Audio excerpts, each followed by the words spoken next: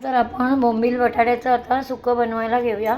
तर आता प्रथम मी याच्यामध्ये आहे ना हिंग घालून घेते, कारण बोंबलाला थोडा उग्र वास असतो ना, तर त्या हिंग टाकल्यामुळे थोडा तो कमी होतो. आणि आता याच्यावरती मी बोंबील टाकून घेणार आहे. बोंबील चांगले भाजून घेणार आहे, म्हणजे त्याला पण असा कच्चा वास येणार नाही. म्हणजे तो वास येतो तो. तेल तापलं आहे, मी पहिलंच टोपामध्ये तेल तापवत ठेवलं होतं. आणि आता ह्याच्यामध्ये मी हे सुके बोंबील जे स्वच्छ धुवून ठेवले आहेत हे आता याच्यामध्ये मी घालून घेते. आणि हे परतले की मग आपण यात कांदा घालायचा आहे.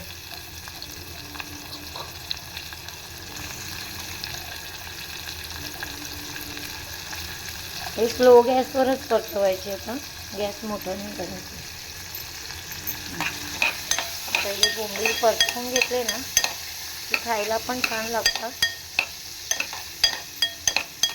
छान असे तेलावर परतवून घेतले आणि हे पहिले परतवून घेतले ना तर मग हे तुटत नाही, अख्खेच्या अख्खेच राहतात. म्हणून मी आधी परतवून घेतले. थोडा हिंग घातला आहे याच्यामध्ये आणि आता हे छान असे परतवून घेते. आणि आताच मी आता कांदा टोमॅटो टाकणार आहे.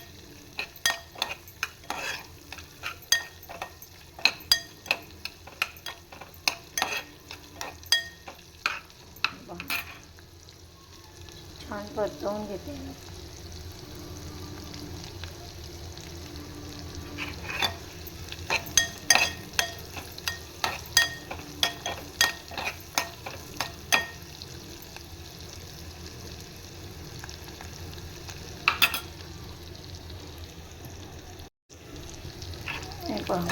छान परतले जाते बोंबील.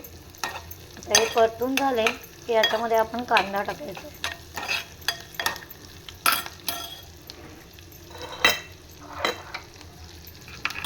थोडा गॅस मोठा करते मी. बोंबील छान परतून घेते.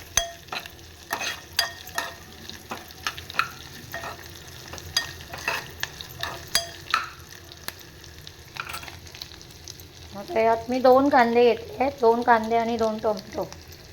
कारण कांदा टोमॅटो जास्त असेल ना तेही चांगलं लागतं आणि भाकरीबरोबर तर खूप छान लागतं. तर मी 2 कांदे टाकून घेते आणि कांदा थोडा नरम झाला की त्याच्यावरती मी आलं लसणाची पेस्ट टाकून घेणार आहे.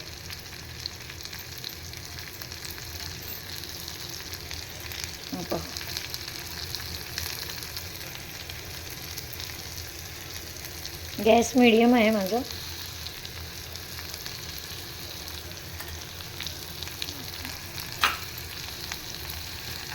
गॅस स्लो केला मी. कांदा परतवून घेते. कांदा थोडा नरम झाला की मग याच्यामध्ये आलं लसणाची पेस्ट टाकणार.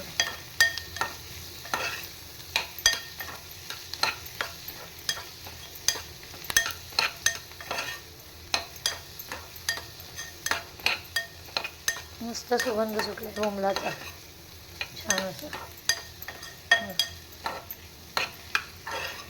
ते आपण कारण आधीच तेलामध्ये आपण जर आलं लसणाची पेस्ट टाकली ना त्याच्यामध्ये थोडंसं पाणी असतं ना, त्याच्यामुळे ती अशी तडतड आवाज करते.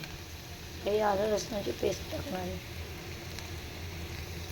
मी विकतचीच आणलेली आहे, पण एव्हरेस्टचीच आहे. हे आलं लसणाची पेस्ट टाकून घेते.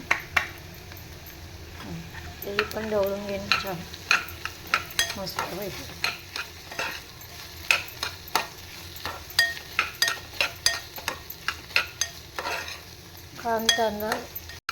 कांदा पण नरम होतो आहे आणि त्यात ही आलं लसणाची पेस्ट पण छान परतवून घेतली आहे.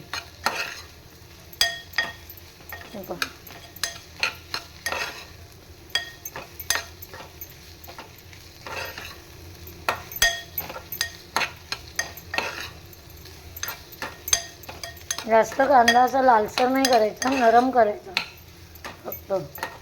खूप असं लालसर करायचं नाही, असं फक्त नरम झाला पाहिजे कांदा.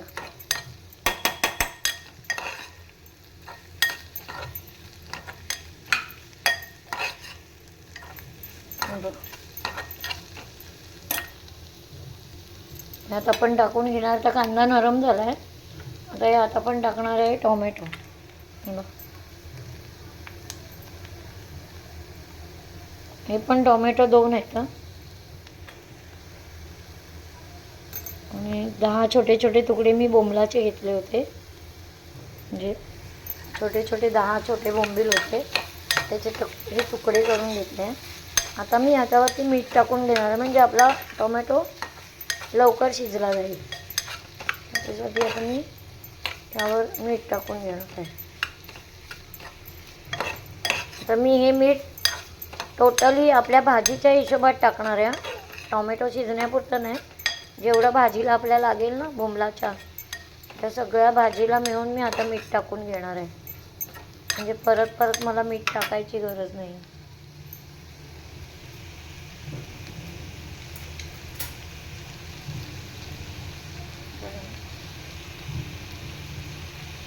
तर हे आपण मीठ टाकून घेतलं.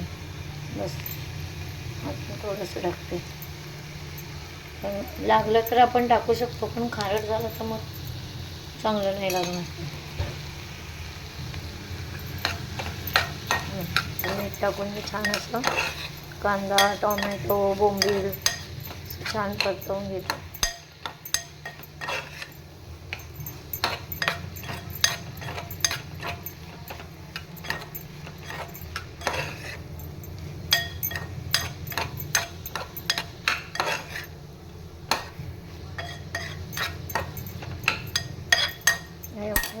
थोडीशी हळद टाकून घेते.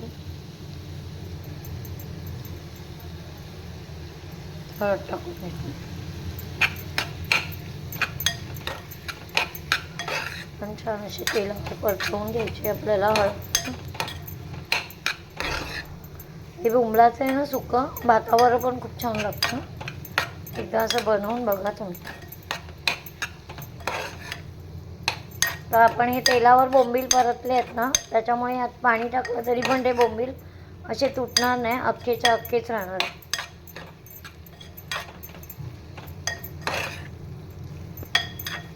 वाव, काय छान दिसतंय. आता मी यात मालवणी मसाला घालून घेणार आहे. बऱ्यापैकी टोमॅटो पण असा नरम झाला आहे. आता यात मी मालवणी मसाला घालून घेणार आहे. तो पण छान असं तेलावर परतवून घेणार. मसाला तुम्ही तुमच्या तिखट खाण्यावर असतं त्याप्रमाणे टाका, म्हणजे तुम्हाला आवडेल तेवढं तिखट घाला. तर मी हे थोडंसं जरा छान तिखट बनवणार आहे, कारण मासे कधी पण तिखटच छान लागतात.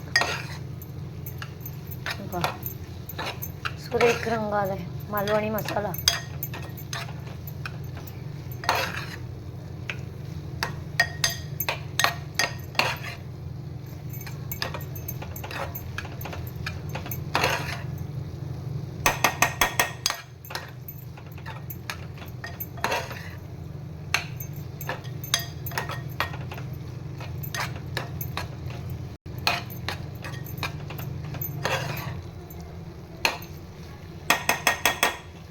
काय सुरेख दिसतंय बघा, मस्तपैकी.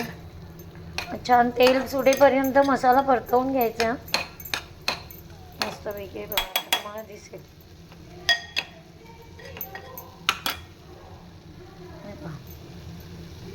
मस्त. यात पाणी घालायचं आपल्याला, पाणी घालून छान असं परतवून घ्यायचं.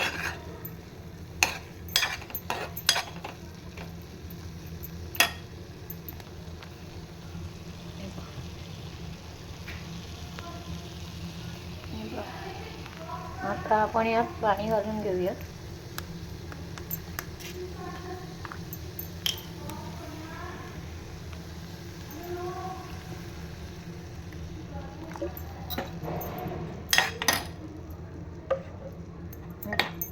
मी यात पाणी घातलं आहे, तर मस्त रस्सेवाला झालं आहे. पण मी रस्सेवाला नाही ठेवणार आहे, मी सुकवणार आहे. कारण आता बोंबील पण आपण भाजून घेतले आहेत, ते पण थोडे यात शिजले पाहिजे.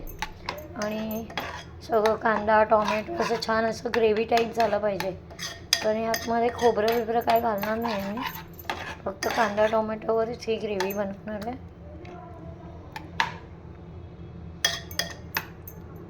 आणि आता कोकम पण घालून घेणार आहे. हे बघा, कोकम पण घातली मी. कोकमाचा आंबटपणा छान वाटतो सुक्या माशांमध्ये. सुक्या म्हणा, ओल्या ओल्या सारामध्ये पण कोकम छान लागतं. तर हे पहा, आता मी हे झाल्यावर तुम्हाला दाखवते. आता आपलं बोंबलाचं सुकं तयार झालेलं आहे. हे बघा, छान असं सुकलंच आहे. हे एवढं तर भाकरीबरोबर खायला हवं आणि भाताबरोबर पण, दोन्ही. अगदी सुकवणार नाही आहे, असं एवढं लपतपीत ठेवणार आहे. आणि आता ही वरून अशी कोथिंबीर घालणार आणि मस्त असं हे बोंबलाचं सुकं रेडी झालं आहे आपलं छानपैकी. मस्त. कसं वाटतंय? छान वाटतंय ना? आवडलं असेल तर लाईक करा, शेअर करा आणि सबस्क्राईब करा.